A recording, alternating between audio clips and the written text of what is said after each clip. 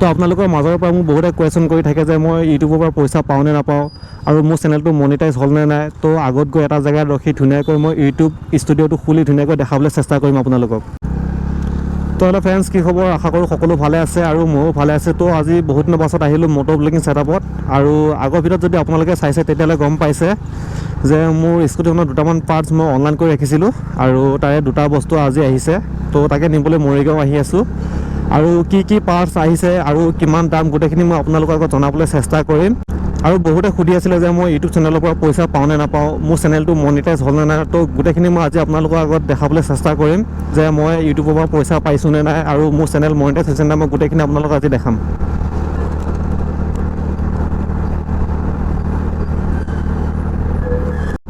তো 13 কিলোমিটাৰ এতিয়া স্কুটি চলাই আহি পালোঁ বাছনাঘাট আৰু ঔজাৰীতে তিৱা অধিৱেশন চলি আছে। তো লগৰজনে ক'লে এনে এপাক ঘূৰি আহোঁ বুলি। তো তাৰ পৰা ঘূৰি আহোঁ আৰু তাৰ পৰা ঘূৰি আহি যি নেকি মৰিগাঁৱতে TVS ছাৰ্ভিচ চেণ্টাৰ আছে, তো আহি তাতে সোমাব লাগিব। আৰু আগৰ ভিডিঅ'ত মই আপোনালোকক দুটামান বস্তু দেখাবলৈ ৰৈ গৈছিলে।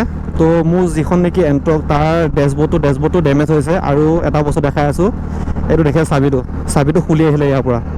তো চাবিটো বেকা হৈ গৈছে আৰু চাবি লগটোও বিচাৰিব লাগিব।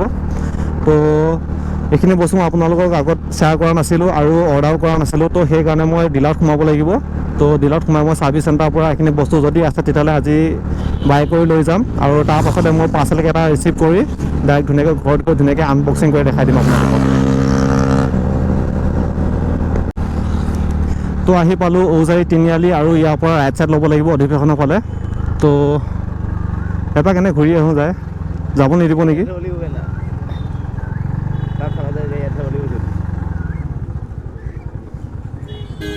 ঔজাৰী তিৱা অধিৱেশনলৈ স্বাগতম। তো আপোনালোকক দেখাবলৈ বিচাৰিছিলোঁ যে তিৱা অধিৱেশনৰ যি নেকি সমাগম। তো ভিতৰলৈ নাযাওঁ বুলি ভাবিছিলোঁ। তো ওচৰতে মামাহঁতৰ ঘৰ আছে, তো মামাহঁতৰ ঘৰতে স্কুটিখন ধুনীয়াকৈ থৈ তাৰপাছত এপাক ঘূৰি আহিম বুলি ভাবিছোঁ। তো আগতে স্কুটিখন পাৰ্ক কৰি থৈ আহোঁ।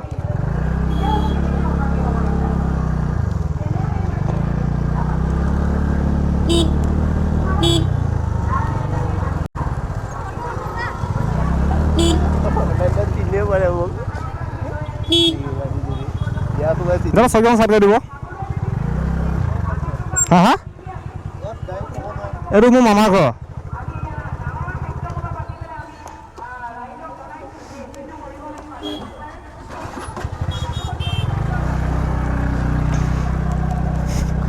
দোকানীজনে কৈছিলে যে ইয়াত স্কুটি বাইক থ'বলৈ নোৱাৰি বুলি। মই তেখেতক ক'লোঁ যে এয়া মোৰ মামাৰ ঘৰ বুলি। তো সেইকাৰণে সোমাই আহিবলৈ দিলে। তো সঁচাকৈতো মামাৰ ঘৰে হয়। হা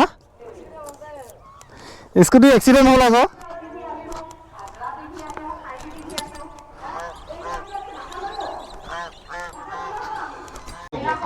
তো আপোনালোকক মই কৈছিলোঁ যে মই ৰাস্তাৰ পৰা এনে তিৱা অধিৱেশনৰ ভিউটো দেখাম বুলি। তো আহি গ'লোঁ এতিয়া স্কুটিখন ধুনীয়াকৈ মামাহঁতৰ ঘৰত থৈ।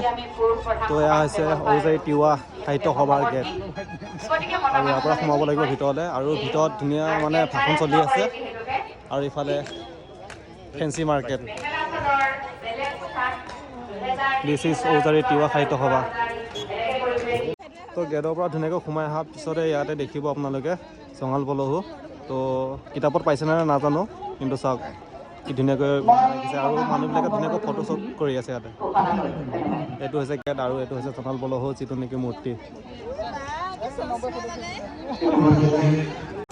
তো দেৰি কৰি নাথাকিলোঁ অধিৱেশনতে। তো ইয়াতে যদি দেৰি কৰি থাকোঁ তেতিয়াহ'লে পাৰ্চেলকেইটা লওঁতে আৰু দেৰি হৈ যাব। তো সেইকাৰণে গুচি আহিলোঁ সোনকালে। আৰু অহা কাইলৈ আহিম আৰু অহা কাইলৈ তিৱা নাচনী ধুনীয়াকৈ নচুৱাব। 1000 নাচনী হ'ব বুলি কৈছে আৰু হিমন্ত মামাও আহিব। তো অহা কাইলৈ আহি ধুনীয়াকৈ ভিডিঅ' বনাই দেখাবলৈ আপোনালোকক চেষ্টা কৰিম। তো ঔজাৰী তিৱা সাহিত্য সভা বাই বাই কৰি আহি পালোঁ এতিয়া মৰিগাঁও আৰু TVS ছাৰ্ভিচ চেণ্টাৰত গৈ ধুনীয়াকৈ এতিয়া সুধিব লাগে ডেছবৰ্ডটো আছেনে নাই। আৰু যদি ডেছবৰ্ডটো পাওঁ তেতিয়াহ'লে ইয়াৰ পৰা ডেছবৰ্ডটো বাই কৰিম। তাৰপাছত পাৰ্চেলটো ধুনীয়াকৈ ৰিচিভ কৰি ধুনীয়াকৈ ঘৰলৈ গুচি যাম।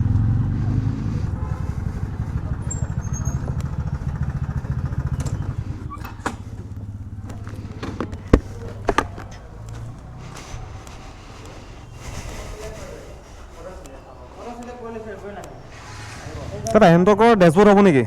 এণ্টকৰ ডেছবৰ্ড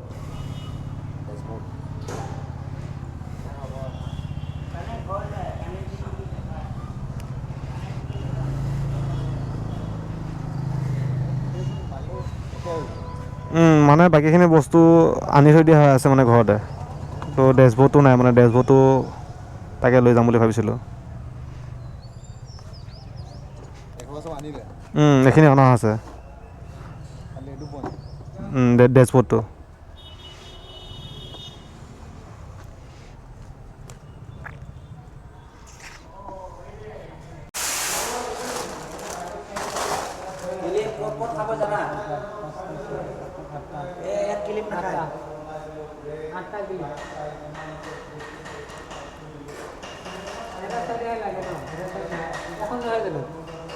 অঁ এই তাত থকাখন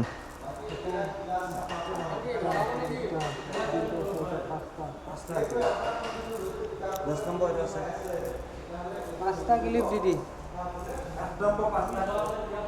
পাঁচটা ক্লিপ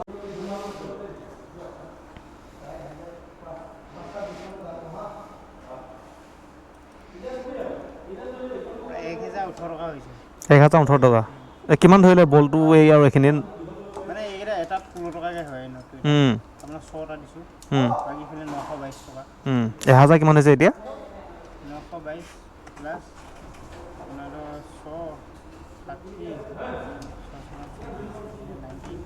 96 ফালে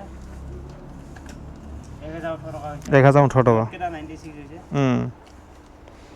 অনলাইন কৰিম দিয়ক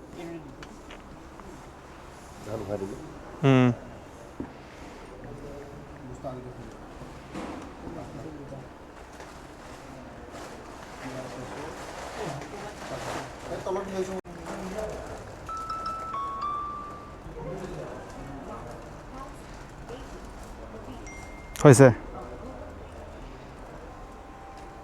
ইয়াত পাঁচটা আছে এইটো মানে 5 টাকা আছে যে হেৰি আও আছে ঠিক আছে দিয়ক আহিছে বাকি নটটা ললোঁ তো দেখিলে আপোনালোকে ইয়াতে মই ডেছবৰ্ডটো আৰু নট বলকেইটা ল'লোঁ তো ডেছবৰ্ড আৰু নট বলকেইটা মিলাই 1018 টকা পৰিলে আৰু এতিয়া গৈ আছোঁ মৰিগাঁও পুৰণা কলেজৰ ফালে তো তাতে পাৰ্চেলকেইটা ৰিচিভ কৰিম যায় তো আহি মৰিগাঁও সোণাৰীগাঁও পালোহি আৰু সোণাৰীগাঁও চাৰিআলিৰ পৰা ৰাইট ছাইড যাব লাগিব এমাজন হাবটোলৈ আৰু হাবৰ পৰা পাৰ্চেলটো ৰিচিভ কৰিম আৰু তো হাবতে আনবক্সিং কৰিম তো কিহৰ কাৰণে হাবতে আনবক্সিং কৰিম বুলি কৈছোঁ যদি ঘৰলৈ লৈ যাওঁ আনবক্সিং কৰিম আৰু ডেমেজ হ'ব আকৌ ৰিটাৰ্ণ কৰিব লগা হ'লে আকৌ মৰিগাঁও হাবলৈ আহিব লাগিব তো সেইকাৰণে ভাবিছোঁ যে ইয়াতে ধুনীয়াকৈ আনবক্সিং কৰিম আৰু যদি কিবা ডেমেজ থাকে তেতিয়াহ'লে ইয়াৰ পৰাই মানে ৰিটাৰ্ণ কৰি দিম আৰু দাদা ইয়াতে ৰাখি দিয়ক মানে আনবক্সিং কৰি চাব লাগিব ক'ৰবাত ডেমেজ আছে নেকি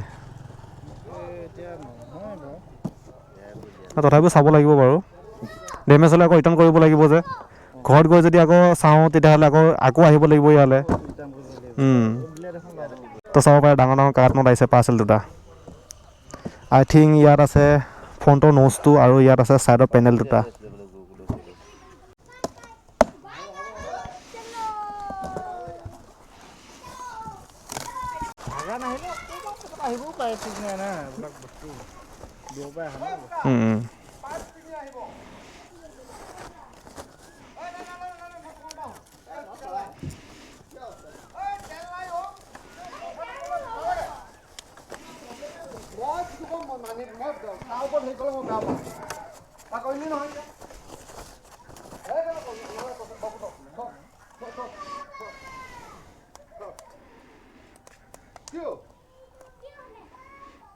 ঠিকে আছে বাৰু এইটো ঠিকে আছে বাৰু এইটো ন'জটো আৰু ইয়াতে আছে ছাইডৰ পেনেল দুটা এইটো খুলি চাওকচোন বাৰু এইটো ছাইডৰ পেনেল আছে আগৰ এইটো হৈছে ফ্ৰণ্টৰ যিটো নেকি ছাইড পেনেল আৰু এই ছাইড পেনেল দুটা এই দুটা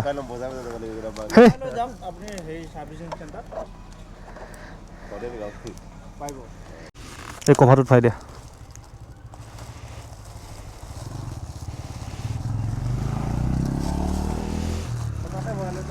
এটাতে ভৰাই লৈ যাওঁ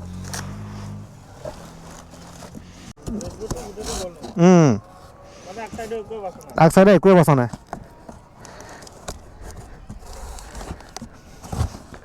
ঠিক আছে আহিছোঁ দিয়ক লোৱা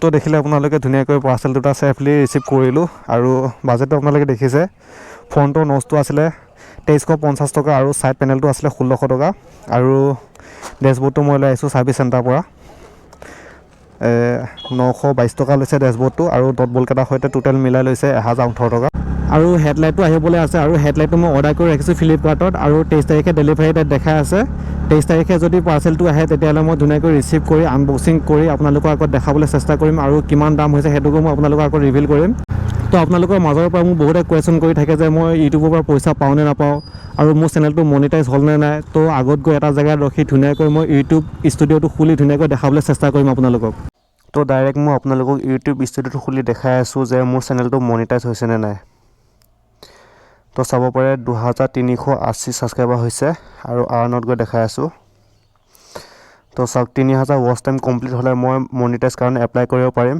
তো এতিয়ালৈ মোৰ 3000 ৱাচ টাইম কমপ্লিট হোৱা নাই 2840 ৱাচ টাইম কমপ্লিট হৈছে আৰু 160 ৱাচ টাইম লাগিব তো তেতিয়া মই মনিটাইজ কাৰণে এপ্লাই কৰিব পাৰিম তো দেখিলে আপোনালোকে মোৰ চেনেলটো এতিয়ালৈ মনিটাইজ অন হোৱা নাই আৰু মনিটাইজেশ্যন কাৰণে এপ্লাই কৰিবলৈ হ'লে 3000 ৱাচ টাইম হ'ব লাগে তো মোৰ চেনেলটো এতিয়ালৈ 3000 ৱাচ টাইম হোৱা নাই তো ইয়াতে আছে ফ্ৰণ্ট যিটো নেকি স্কুটি ফ্ৰণ্টৰ ন'জটো আৰু ছাইড পেনেলটো ইয়াত আছে আৰু এইটো হৈছে ডেছবৰ্ডটো আৰু হেডলাইটটো অৰ্ডাৰ কৰি থৈছোঁ সেইটো আহিব এই 23 তাৰিখৰ ভিতৰত মুঠতে ডেলিভাৰী ডেট দেখাই আছে তো এয়া আছিলে আমাৰ ৰংগিলী আৰু 2-3 দিনৰ পাছৰ পৰা এইটো লুকছ নোহোৱা হৈ যাব আৰু বহুত মিছ কৰিম তো আপোনালোকে ইমানখিনি ছাপোৰ্ট কৰি আছে তো বহুত ভাল লাগিছে তো আজিলৈ ভিডিঅ'টো ইমানতে এণ্ড কৰিলোঁ তো লগ পাই আছোঁ নেক্সট ভিডিঅ'ত